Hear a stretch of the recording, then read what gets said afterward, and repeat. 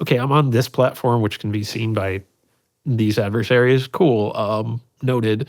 I'll make sure I keep that in mind, which is kind of the whole point of like the psychology. When you know you're being watched, changes how you behave in ways that can be negative.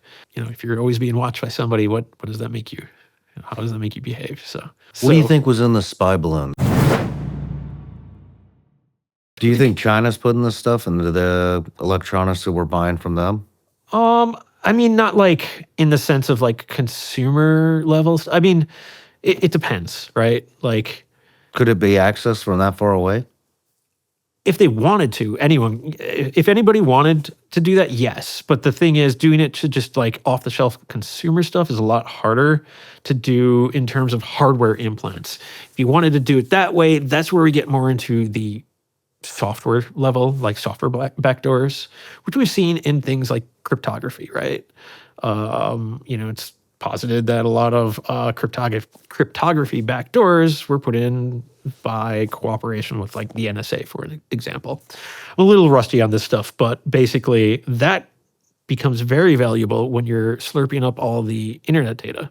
And a lot of that's encrypted. But if you know how to quickly break the encryption, well, now you can see the contents. And that's where that comes in. And yeah, it's I mean, a lot of people say that kind of hardware is installed into our power grid.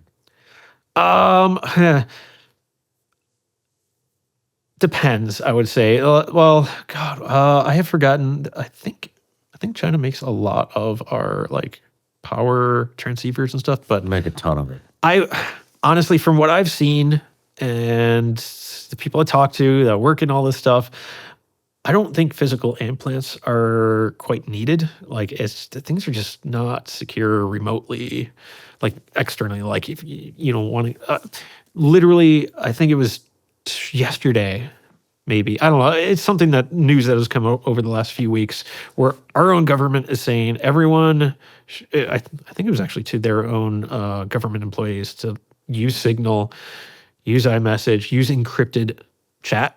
Do not use text messages, because China they're just in all of the telco systems right now, which means they would be able to read the text messages, right? They didn't need hardware implants that I know of to do this.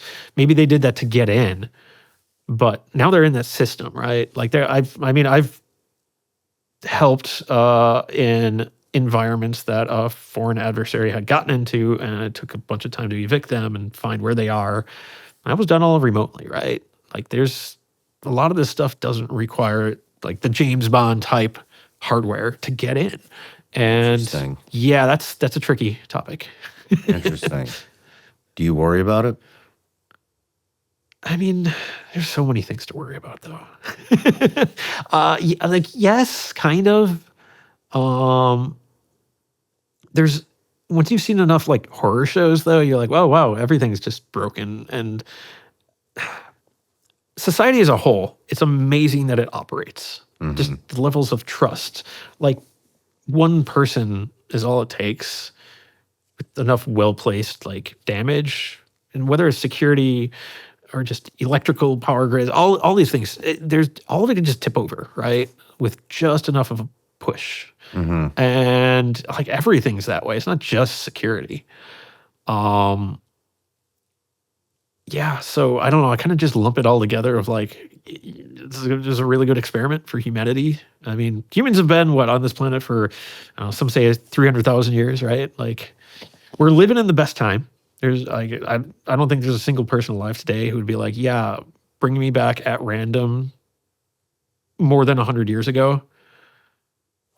Sign me up. Like, that's not a good, the odds are not good, right? Like, we're the most comfortable we've been, most well off on average across the earth in this last 100 years.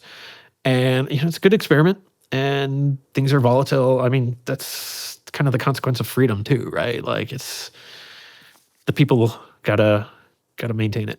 What text messaging app do you use? I like Signal. Signal's great. There's a lot of rumors that the CIA created Signal. I'm sure they did. I mean, so I think they help fund it, actually, but they help fund a lot of things, our government, in many ways. But I mean, Signal is an amazing tool if you're an agent as well. Like, you're going to be overseas in hostile environments, and you need to communicate. How are you going to do that securely? Are you going to use a secure tool that stands out like a giant red flag because nobody else is using it? Probably not the greatest thing. It's like, hi, I'm an agent. I don't know what you're saying, but there's an agent right there, right? Like, I mean, obviously there's answers to that and stuff, but it's valuable as like, oh, that's just the tool everybody uses. Signal, everybody's got that, right? Like, that's valuable. Obviously there's always trade-offs, right? It's like, it can be used for bad, it can be used for good, and who's bad and who's good and whose perspectives. Yeah. Right. I mean, that's how we communicate via Signal. Yeah, exactly. Is that how you communicate with everybody? A lot of people, yeah. I mean, I'll meet them where they're at, right? Gotcha. Like, my manufacturers and stuff don't use Signal. They've got different governments over them and things like that. Yeah, it's interesting. So yeah, whatever you use, I'll meet you there. But contextually, it matters. Like, okay, I'm on this platform, which can be seen by these adversaries. Cool. Noted. I'll make sure I keep that in mind. Which is kind of the whole point of like the psychology. When you know you're being watched, changes how you behave in ways that can be negative. Like, if you're always being watched by somebody, what does that make you? How does that make you behave? So Different. So Different. yeah. What do you think was in the spy balloon that was traversing the? I don't know. I haven't studied those well enough, but I mean, there's a lot of amateurs that just do that. Like, they'll just set up a balloon, and it's kind of like the ham radio space, kind of, in a way, where they're just like, oh, we can track it, and there it goes around. And let me rephrase that question. What could have been? What could it have been? I mean, I don't know, man. That's probably outside of my skill set and awareness and research, but I mean, it could be used like a balloon. I mean, I'd probably be using a drone more, because the problem with balloons is they're much more higher altitude, which causes problems for a lot of electronic circuitry because it gets really cold and stops functioning. Also, you've got power that you got to deal with. So best you can get is battery. Batteries also start to fail at that level of cold, right? So you need special batteries, something to keep it warm, which means more energy. So you get it from solar power, probably. This is really low power stuff, right? Like, I don't know. Maybe just the value of how does someone respond to putting something in their awareness, which is absolutely a thing, right? How does someone respond? Which, I don't know, is similar to the drones that are popping up, and there's just like, I don't know where that's coming from. New Jersey had one recently, but there's lots of like drones in the sky. I'm like, I don't know what that is, but I would love to find out. And is it collecting data, or is it just seeing how people respond to unknown, unreported drones in the sky?